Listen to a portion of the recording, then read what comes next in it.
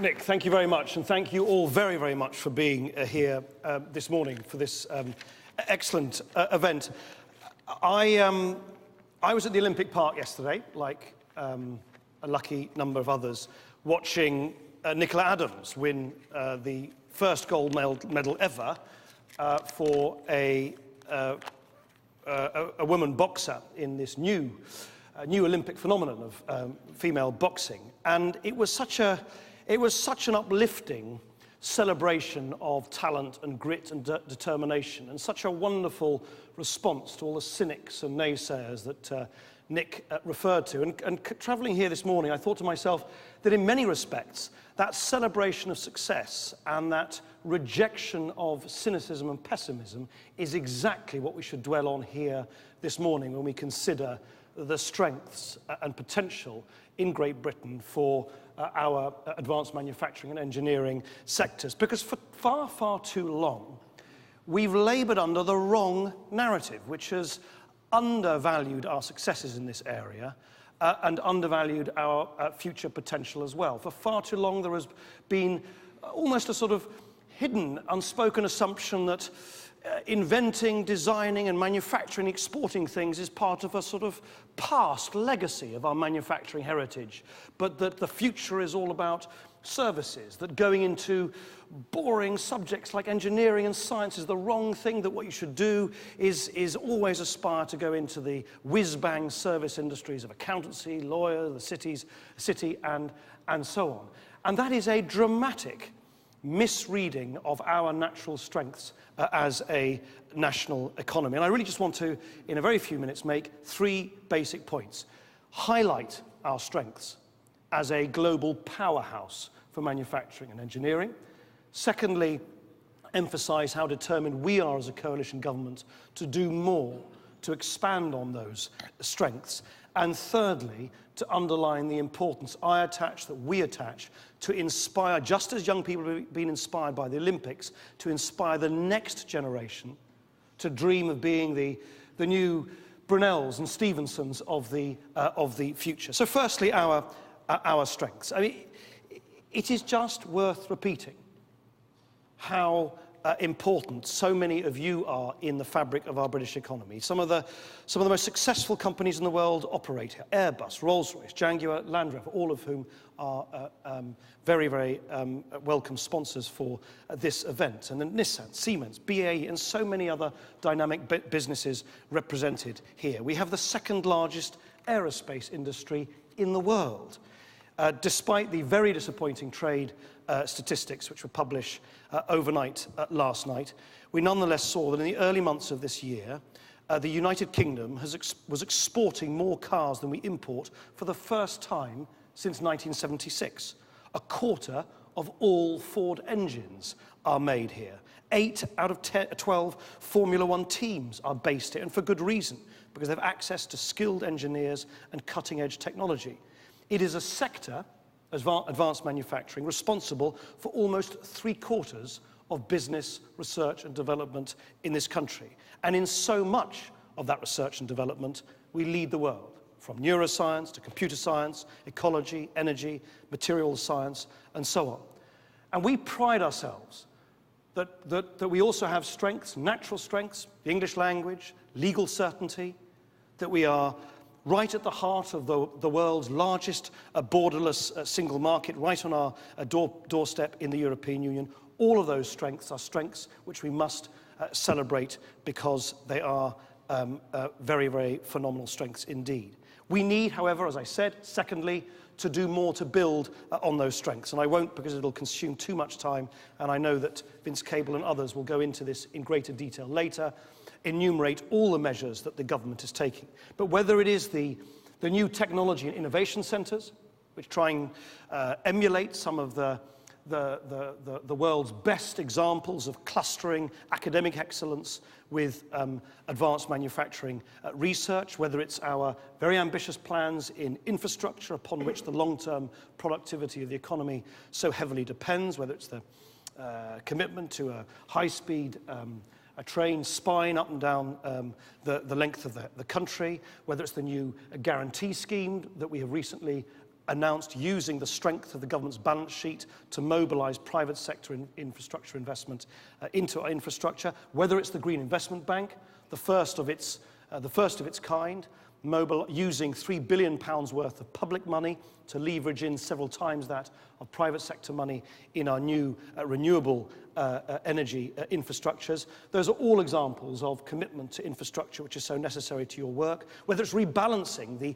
sectorally unbalanced pattern of the British economy which has built up over the last 2 or 3 decades, where so much growth was concentrated in the City of London and the South East, and not enough was concentrated in what had become regions elsewhere in the country, in the north of the country in particular, who'd become over-reliant on public sector subsidies. We're using instruments like the Regional Growth Fund, £2.5 billion worth of direct finance from the government to companies, and particularly manufacturers elsewhere outside the southeast of the country, who are committed to diversifying their businesses, creating jobs, and creating greater private sector dynamism in other parts of the country. Those are just some of the examples of what we are doing, what we've already launched, what we're already implementing in the last 2.5 years to build on those successes.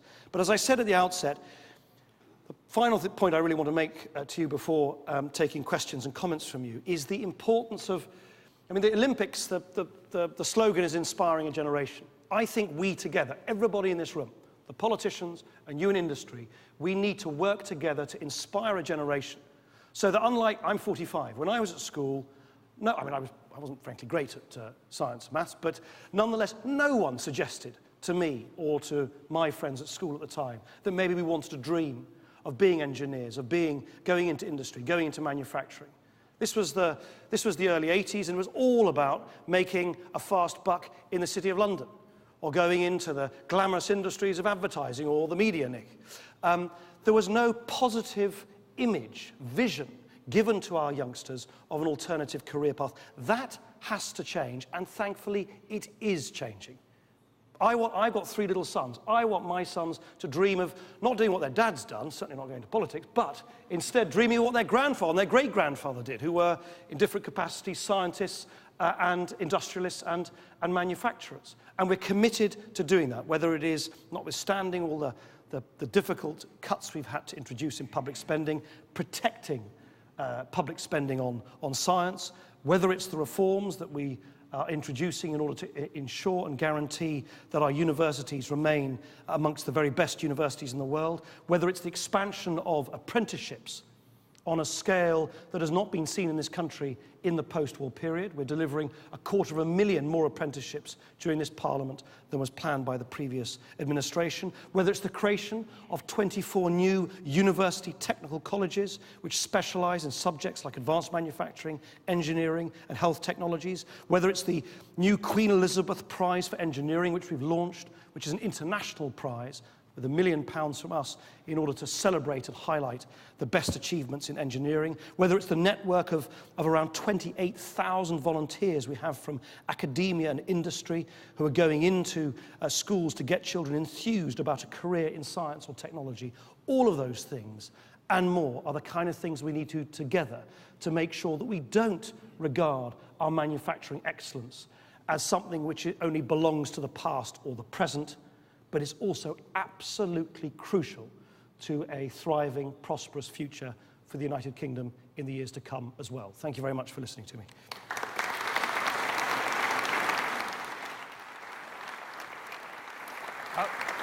Thank you very much. As the Deputy Prime Minister says, he's prepared to take a few questions. We have about 4 or 5 minutes for that. Who wants to be the first to jump in? We have roving microphones in the hall. We're very anxious to make this an interactive day. It's not just a question of us standing up here talking at you, but you talking back to us. I can't believe that some of the brightest and best in British manufacturing, yes, I've got the Deputy Prime Minister. Can you have a microphone down here to this gentleman? Please put your hand up, sir, so that the lady with the microphone can find you. Just tell us who you are and your question, please, to Nick Clegg. My name's John Neal, and I'm from Unipart. Deputy Prime Minister, the #1 strategic agenda for the UK is growth. That requires leadership and competitiveness comes from productivity. Can you tell us what you're doing to improve the productivity of the public sector, which is a huge part of the economy for which your government is responsible? Well, there are about 6 million people employed in the public sector compared to about 27 million people employed in the private sector. Private sector is always worth keeping these things in perspective. As you know, we are introducing some of by far the most controversial changes in the way in which the public sector is run in, I would suggest, a generation, both in terms of overall levels of headcount in the public sector, where we've had to make some extremely difficult decisions in order to meet our wider macroeconomic objective of filling the black hole in our public finances. We have been introducing as well some radical reforms in welfare, in particular, in health and in education, which I think will go a very significant way to improve long-term productivity in this country. And probably of all of those, I would single out our reforms in education and welfare as being the most important.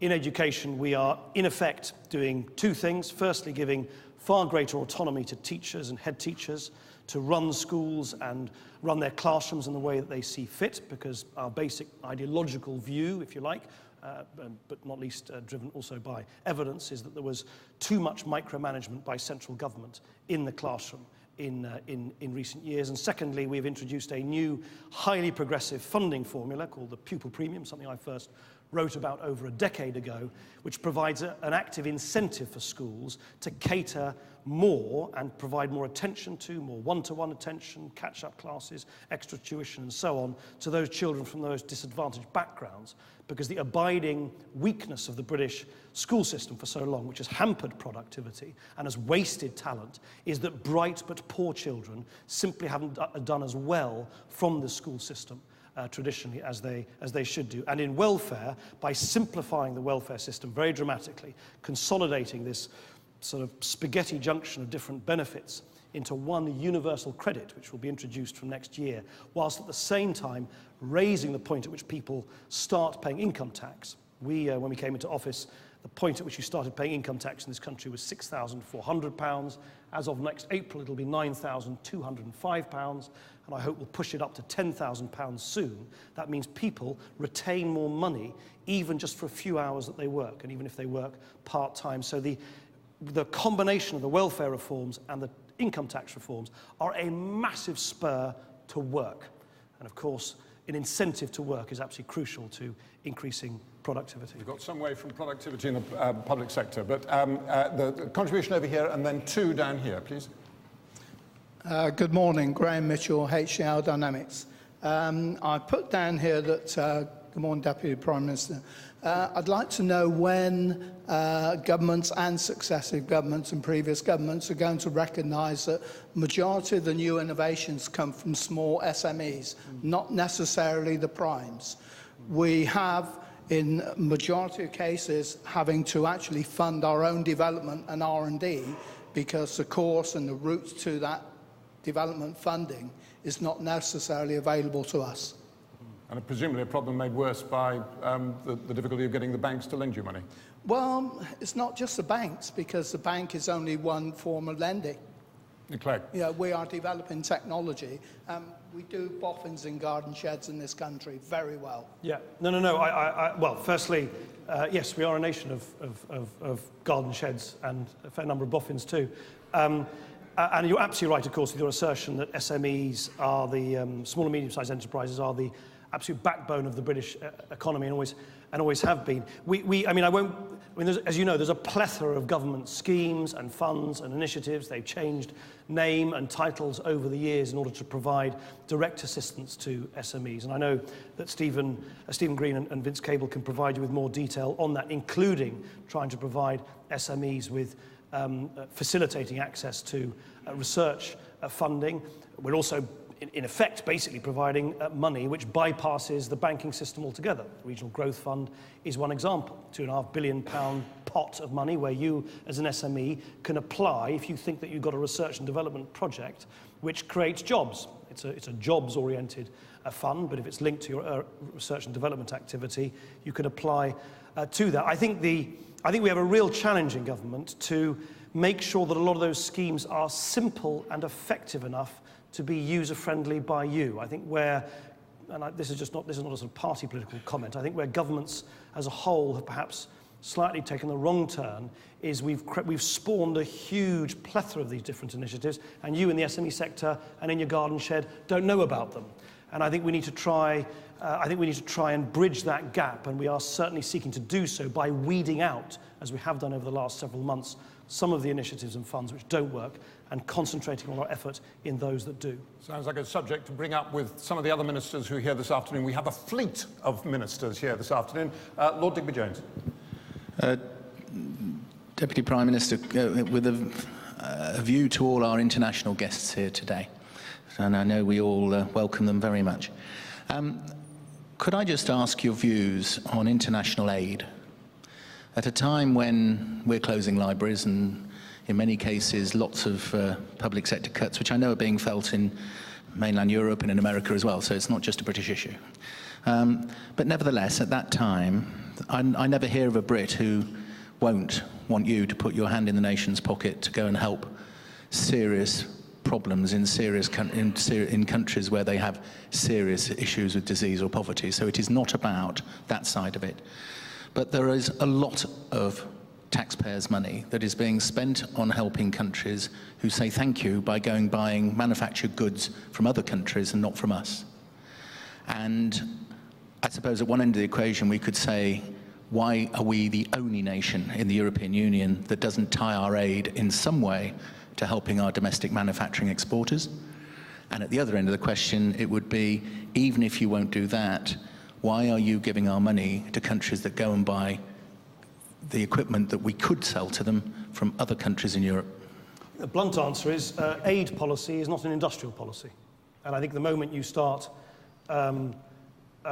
converting a policy and funds which are aimed to alleviate hunger and poverty and stop strife, diminish extremism, and boost the most vulnerable people in this world. The moment you start converting that into basically a sort of export guarantee fund, which of course exists elsewhere, I think you very, very quickly start doing the wrong thing than the right thing for the poorest in the world. And I think, we just need to, we need to, of course, provide assistance as we do. And I would argue that we have mobilized British diplomatic clout through our embassies and through the export funds that we have much, much more aggressively than any government has done in living memory. That's the right way to do that. I do not think it is right, either in policy terms or I would argue in wider ethical terms, to say that money that is there to alleviate hunger and starvation and humanitarian catastrophe is there to promote industrial interests. Because I so happen to think at the end of the day, it all comes to the same thing in any event. It is massively in our strategic interest as a country to ensure that we remain a country which is open and generous. I think that many of the foreign investors here like that about our country, and I think our commitment to the poorest around the world is a symbol of that. But also, what happens in sub-Saharan Africa, what happens in some of the most wretched countries in the world, is of direct relevance to us. It isn't just an act of sort of naive altruism, if that is what critics say about it. We have a vested interest in ensuring there's less terrorism, less violence, and less mass migration in order to secure our own prosperity and security in this country. And you do that best by enlightened investment in those countries to alleviate those pressure points at source. And there, I'm afraid, I think we must leave it. The Deputy Prime Minister has to get on. We have to get on. Thank you very much. Can I quote you that you wouldn't advise your children to go into politics? Well, they're very small yet, so let's let them make up their own minds. Nick Clegg, thank you very much indeed.